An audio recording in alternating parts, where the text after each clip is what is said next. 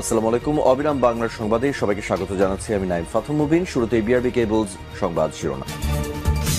বাংলাদেশের সর্বশেষ গুরুত্বপূর্ণ আপডেট সংবাদে আপনাকে স্বাগত। শুরুতেই সংবাদ শিরোনাম, পরে বিস্তারিত। শুরুতেই জানিয়ে দিব, এবার নতুন লড়াইয়ে বাংলাদেশ জামাত ইসলাম। রাজনৈতিক দল হিসেবে দেওয়া নিবন্ধন অবৈধ বলে হাইকোর্টের রায়ের বিরুদ্ধে আপিল পুনঃশুনানি পুনরুজ্জীবিতর জন্য আপিল বিভাগে আবেদন করবে বাংলাদেশ জামাত ইসলাম। এরপর জানিয়ে দিব, পরিবহন মাফিয়ারা লাপাত্তা, কেউ বিদেশে কেউ বা দেশেই আত্মগোপনে। শেখ হাসিনা সরকারের আমলে অনেকেই পরিবহন সেক্টরে দাপটের সঙ্গে তাদের বাণিজ্য চালিয়েছে। শেখ হাসিনা পালিয়ে যাবার পর এই পরিবহনের মাফিয়াগুলো এখন নিরুদ্দেশ হয়েছে। এবারে জানাবো, ব্যাংক থেকে নগদ টাকা উত্তোলনে আজ থেকে নতুন নিয়ম। জানাবো, টুকু, পলক, সৈকত সহ 6 জনের ফের রিমান্ড। সাবেক ডেপুটি স্পিকার শামসুল হক টুকু, সাবেক ডাক ও টেলিযোগাযোগ তথ্য প্রযুক্তি প্রতিমন্ত্রী জোনায়েদ আহমেদ পলক এবং ঢাকা বিশ্ববিদ্যালয় ছাত্রলীগের সাধারণ সম্পাদক তানভীর আহমদ সৈকত সহ গ্রেপ্তার 6 জনকে 4 হত্যা মামলায় ফের রিমান্ড দিয়েছে আদালত।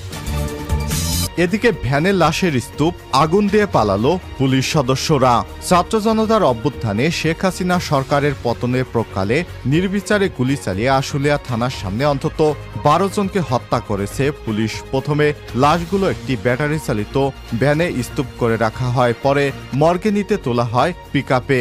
সরকার পতনের পর হাজারো মানুষ যখন বাইপাল এলাকায় থানার দিকে মিছিল করে আসতে থাকে, পুলিশ তখন ভ্যান ভর্তি সেই লাশগুলোতে আগুন দিয়ে পালিয়ে যায়। এতে লাশগুলো জ্বলে পুড়ে ভস্ম হয়ে যায়। তাদের পরিচয় ঠিকানা এখন পর্যন্ত জানা যায়নি, তবে সর্বশেষ একজনের ছবি দেখে তার স্ত্রী ওই ব্যক্তিকে শনাক্ত করেছেন। এবং সর্বশেষ জানিয়ে দিব, গোপালগঞ্জে বাস ট্রাক সংঘর্ষে নিহত 5, আহত 25।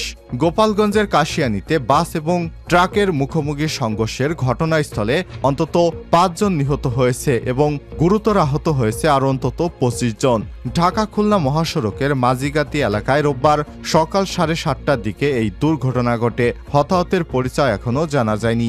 আহতদের কাশিয়ানী মুকসিদপুর উপজেলা স্বাস্থ্য কমপ্লেক্সে চিকিৎসা দেওয়া হচ্ছে। প্রিয় দর্শক, এতক্ষণ শুনছিলেন সংবাদ শিরোনাম, এবারে বিস্তারিত। তবে তার আগে বন্ধুরা, অনুরোধ থাকবে এই সংবাদটিতে একটি লাইক দিন। এই চ্যানেলে আপনি নতুন হয়ে থাকলে আমাদের সংবাদটি দেখতে দেখতে চ্যানেলটি সাবস্ক্রাইব করে রাখুন, যাতে করে বন্ধুরা আমাদের পরবর্তী লেটেস্ট আপডেট সংবাদগুলো সবার আগে আপনার কাছে পৌঁছে যায়। কমেন্ট করে আপনার মূল্যবান মতামত জানিয়ে দিন আপনি বিশ্বের কোন দেশ থেকে বা বাংলাদেশের কোন স্থান থেকে আমাদের সংবাদটি দেখছেন এবং শুনছেন। এবার নতুন লড়াইয়ে বাংলাদেশ জামাত ইসলাম। রাজনৈতিক দল হিসেবে দেওয়া নিবন্ধন অবৈধ বলে হাইকোর্টের রায়ের বিরুদ্ধে আপিল পুনঃশুনানি পুনরুজ্জীবিতের জন্য আপিল বিভাগে আবেদন করবে বাংলাদেশ জামাত ইসলাম। আজ রোববার সুপ্রিম কোর্টের আপিল বিভাগের চেম্বার আদালতে এই আবেদন করার কথা রয়েছে। বাংলাদেশ জামাত ইসলামের আইনজীবী প্যানেলের একটি সূত্র যুগান্তরকে সব তথ্য নিশ্চিত করেছেন। বিগত আওয়ামী লীগ সরকারের আমলে 1 আগস্ট জামাত শিবিরকে নিষিদ্ধ করে প্রজ্ঞাপন জারি করেছিল স্বরাষ্ট্র মন্ত্রণালয়। ছাত্র জনতার আন্দোলনে গত 5 আগস্ট আওয়ামী লীগ সরকার পরের পতন ঘটে দেশ ছেড়ে শেখ হাসিনা ভারতে পালিয়ে যায়। 8 আগস্ট অন্তর্বর্তীকালীন সরকার গঠিত হয়। 28 আগস্ট বাংলাদেশ জামাত ইসলাম এবং ইসলামী ছাত্র শিবিরকে নিষিদ্ধ করে জারি করা প্রজ্ঞাপন বাতিল করে সরকার। জামাত ইসলামের অন্যতম আইনজীবী হলেন মোহাম্মদ শিশির মনির। তিনি 28 আগস্ট সুপ্রিম কোর্ট সাংবাদিকদের জানিয়েছিলেন, জামাত ইসলামীকে নির্বাচন কমিশনের দেয়া নিবন্ধন অবৈধ বলে হাইকোর্ট যে রায় দিয়েছেন তার বিরুদ্ধে পুনরায় আপিল বিভাগের আবেদন করতে যাচ্ছে দলটি। এ সময় তিনি বলেন, জামাত ইসলামের নিবন্ধন ফিরে পেতে আমরা দ্রুততম সময়ে আপিল বিভাগে মামলা পুনরুজ্জীবিত করতে আবেদন করব। এ প্রসঙ্গ জানতে চাইলে আইনজীবী মোহাম্মদ শিশির মনির শনিবার যুগান্তরকে জানিয়েছে, রাজনৈতিক দল হিসেবে নির্বাচন কমিশনের দেয়া নিবন্ধন অবৈধ বলে রায় দেয় হাইকোর্ট। সেই রায়ের বিরুদ্ধে আপিল করে বাংলাদেশ জামাত ইসলাম। আপিল শুনানিতে আপিলের পক্ষে নিয়োজিত জ্যেষ্ঠ আইনজীবী এজে মোহাম্মদ আলীর ব্যক্তিগত অসুবিধার জন্য 6 সপ্তাহ সময়ের আবেদন দেন সংশ্লিষ্ট আইনজীবী। শুনানি মুলতবির আবেদন দেওয়া হয়। আদালত আবেদনটি রিফিউজড অর্থাৎ প্রত্যাখ্যান করেছে এবং ডিসমিসড ফর ডিফল্ট বলেন। তাই আমরা সিদ্ধান্ত নিয়েছি হাইকোর্টের রায়ের বিরুদ্ধে আপিল পুনঃশুনানির জন্য সুপ্রিম কোর্টের আপিল বিভাগে আবেদন করব। রোববার অর্থাৎ আজ আপিল বিভাগের চেম্বার আদালতে এই আবেদন করা হবে। এই আবেদনের শুনানিতে বাংলাদেশ জামাত ইসলামের যদি নিবন্ধন পুনরায় দেওয়া হয় তাহলে জামাত ইসলামের রাজনীতিতে আর কোনো বাধা থাকবে না। পরিবহনের মাফিয়ারা লাপাত্তা, কেউ দেশে কেউ বা বিদেশে চলে গিয়েছেন। প্রায় ১.৫ দশক ধরে দেশের সড়ক পরিবহন খাতে দাপিয়ে বেড়ানো মালিক এবং শ্রমিক নেতারা এখনও লাপাত্তা। তারা শেখ হাসিনা পালিয়ে যাবার পর তারাও দেশ ছেড়েছে, অনেকেই দেশ ছেড়ে পালিয়ে গেছে, অনেকে এখনও আত্মগোপনে। রাজনৈতিক পথ পরিবর্তনের পর এদেশের সাম্রাজ্যেও বেজেছে পতনের ঘণ্টা।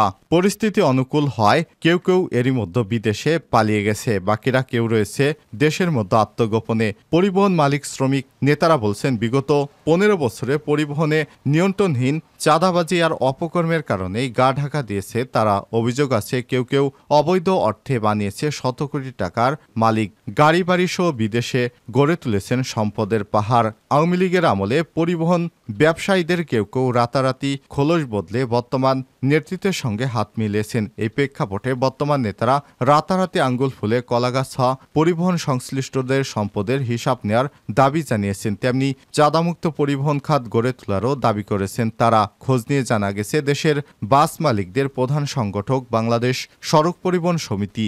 রাজধানীতে এই সংগঠনের নাম ছিল ঢাকা সড়ক পরিবহন সমিতি। সর্বশেষ ঢাকার ইস্কাটনে ইউনিক হাইটস ভবনের ৪র্থ তলায় অফিস থেকে যৌথভাবে এই দুই সংগঠনের কার্যক্রম পরিচালনা করা হতো। মূলত এখান থেকে সারা দেশের ৬৪ জেলা সহ সব উপজেলায় বাস মালিকদের নিয়ন্ত্রণ করা হতো। ৫ই আগস্টের পর উভয় সংগঠনের নেতারা পালিয়ে যান। পরবর্তীতে পরিস্থিতিতে গত ১৪ই আগস্ট দুই সংগঠনের নেতৃত্বে পরিবর্তন আসে। জানা গেছে বাংলাদেশ সড়ক পরিবহন সমিতির টানা ১৫ বছরের বেশি সভাপতির দায়িত্ব পালন করেছেন জাতীয় পার্টির সাবেক মহাসচিব এবং সাবেক বিরোধী দলীয় চিফ হুইপ মশিউর রহমান রাঙ্গা। রাজনীতিতে মাঠে নানা কারণে আলোচিত এবং সমালোচিত এই নেতা এখন গা ঢাকা দিয়েছেন, তার মোবাইল ফোনও বন্ধ রয়েছে। ব্যাংক থেকে নগদ টাকা উত্তোলনের আজ থেকে নতুন নিয়ম। আবারও ব্যাংক থেকে নগদ টাকা উত্তোলনের সীমা বাড়িয়েছে কেন্দ্রীয় ব্যাংক। রোববার ১ সেপ্টেম্বর থেকে যে কোনো ব্যাংকে চেকের মাধ্যমে সর্বোচ্চ নগদ ৫ লক্ষ টাকা উত্তোলন করা যাবে। শনিবার ৩১ আগস্ট এক বিজ্ঞপ্তিতে সব তথ্য জানায় বাংলাদেশ ব্যাংক। এর আগে গত সপ্তাহে সর্বোচ্চ ৪ লক্ষ টাকা উত্তোলনের সুযোগ ছিল। তার আগের সপ্তাহে যথাক্রমে ৩ লক্ষ টাকা এবং ২ লক্ষ টাকা উত্তোলনের সুযোগ দিয়েছিল কেন্দ্রীয় ব্যাংক। অর্থাৎ প্রতি সপ্তাহে নগদ উত্তোলনের সীমা কিছুটা বাড়ানো হচ্ছে। প্রসঙ্গত ছাত্র জনতার আন্দোলনের মুখে গত ৫ই আগস্ট আওয়ামী লীগ সরকারের পতনের পর নিরাপত্তার স্বার্থে ব্যাংক থেকে টাকা উত্তোলনের সীমা আরোপ শুরু করে অন্তর্বর্তীকালীন সরকারের নির্দেশে।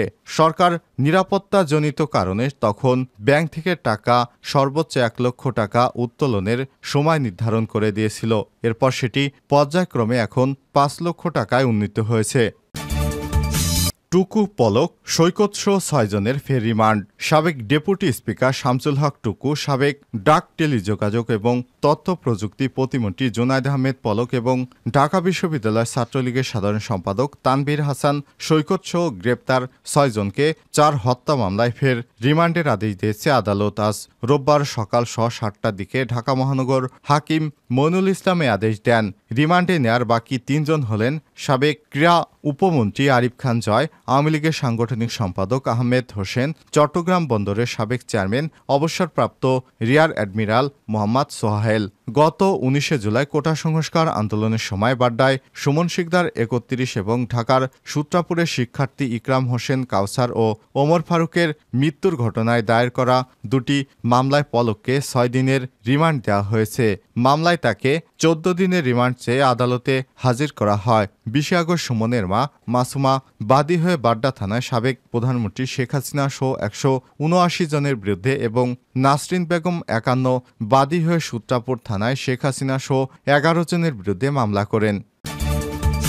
ভ্যানে লাশের স্তূপ আগুন দিয়ে পালায় পুলিশ। ছাত্র জনতার অভ্যুত্থানে শেখ হাসিনা সরকারের পতনের প্রকালে নির্বিচারে গুলি চালায় আশুলিয়া থানার সামনে অন্তত 12 জনকে হত্যা করে পুলিশ। প্রথমে লাশগুলো একটি ব্যাটারি চালিত ভ্যানে স্তূপ করা হয়, পরে মর্গে নিতে তোলা হয় পিকআপ ভ্যানে।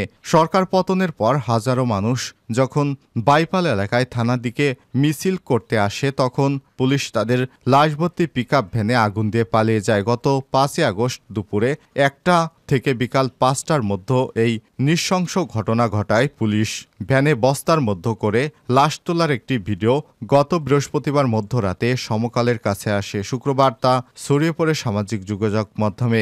এই ভিডিওর সূত্র ধরে সামাজিক যোগাযোগ মাধ্যমেই জানা যায় ভিডিওটি আশুলিয়া থানা গেটের সামনে সড়কের। গত শনিবার সেখানে গিয়ে ভিডিওর সত্যতা পাওয়া যায়। সমকাল সেদিনের আরও 18টি ভিডিও পেয়েছে স্থানীয় সূত্র থেকে। এতে দেখা যাচ্ছে পুলিশ নির্বিচারে গুলি চালাচ্ছে। একটি ভিডিওতে দেখা গেছে হলুদ জার্সি পরা এক তরুণের মরদেহ ভ্যানে তুলছে পুলিশ। আরেকটি ভিডিও থেকে পাওয়া ছবিটিতে দেখা যায় পিকআপে পোড়া দেহগুলো একজনের গায়ে সেই হলুদ জার্সি। প্রত্যক্ষদর্শীদের ভাষ্য অনুযায়ী পুলিশই আগুন দেয় লাশগুলোতে এবং পুলিশ সেখানে লাশগুলোতে আগুন দিয়ে জ্বালিয়ে দিয়ে সেখান থেকে পালিয়ে যায়। কি নির্মম নির্দয় হলে এভাবে মানুষদেরকে হত্যা করে তারপর মুসলিম ভাইদের লাশগুলো